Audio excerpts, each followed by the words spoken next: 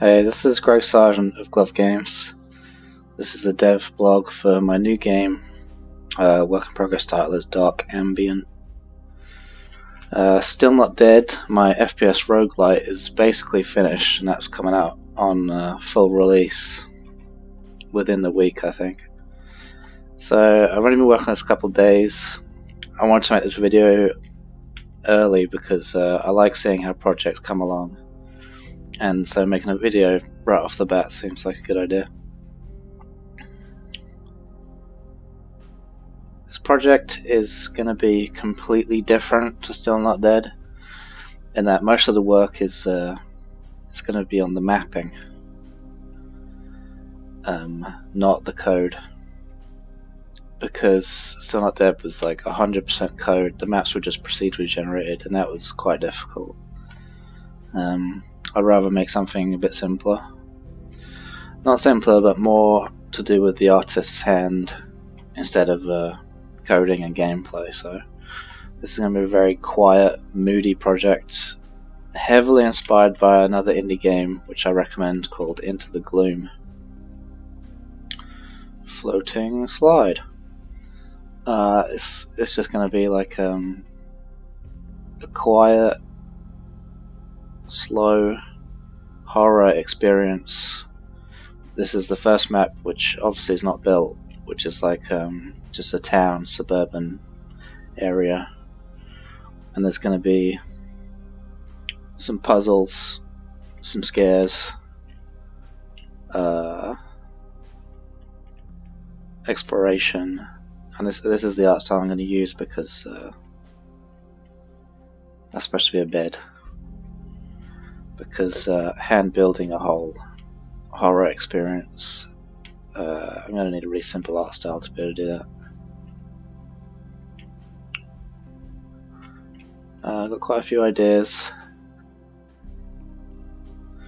I'm doing these maps just in Pro Builder, which is like it's like those old Quake editors or Half-Life Hammer editor. You just drop in shapes and you just edit those shapes, because I just find it so much easier to work in editor. I don't really know what I'm doing with 3D modeling, so this will be an experience learning that. I've never made a kind of linear horror game before, and I've not done 3D modeling like this. This is going to be a big learning experience. The biggest challenge right now is the mapping side of things, because making it feel like a real place, but not being too perfectionist about that, so you can actually finish levels and have them laid out nicely, is challenging. And then you got to think about how to lay it out with puzzles and how you want the pacing and story to develop. So I'm making some progress on that. Really, I don't have much else to say on this.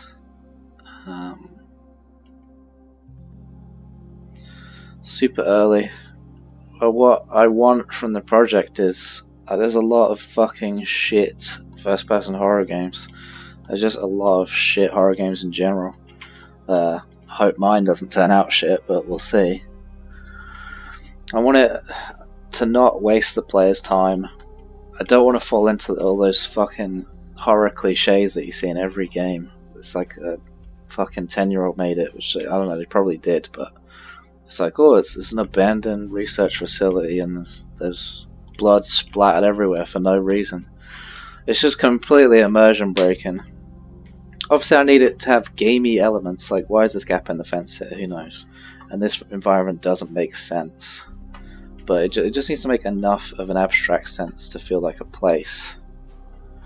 But I want the game to be more subtle than most horror games. Perhaps leave a lot of room for your imagination, some darker themes, a quieter feeling than most horror games. I feel like anyone who plays horror games knows the traditional pacing. They know, like, I see this all the time on YouTube Let's Plays games where Like, oh, a fucking bookshelf flies off the shelf. It's like, it's not scary anymore. Everyone knows about it. It's overused tropes. That's what I'm trying to avoid. Although classic puzzle solving tropes, like, oh, find a key, I still think that works because it's just to help you explore the level. The problem with a puzzle like that is it doesn't really flesh out the narrative. I hope to do those kind of puzzles, but just in seeing the environment and solving a puzzle, I hope that builds a kind of narrative in your head using your imagination. It's the same with this environment. Like, I like these bars because it feels like kind of a prison. That's not finished, of course, because that looks so stupid. And these, I would say, childlike depiction of houses and hedges and swings.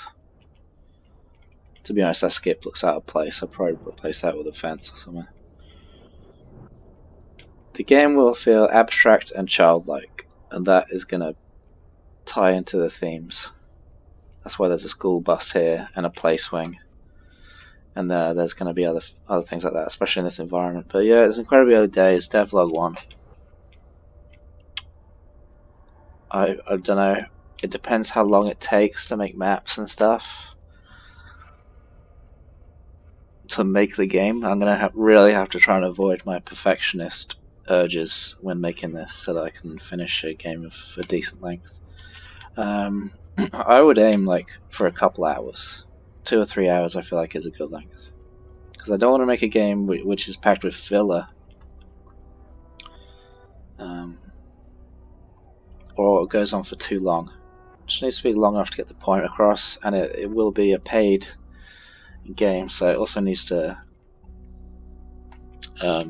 be something where you buy it and you don't feel ripped off. For this kind of game, I probably will charge about £6 or something. It depends how it comes out. Okay, devlog 1. Cheers. Follow me on Twitter @GloveGames if you want to see me post up all the crap that I'm making. See you later.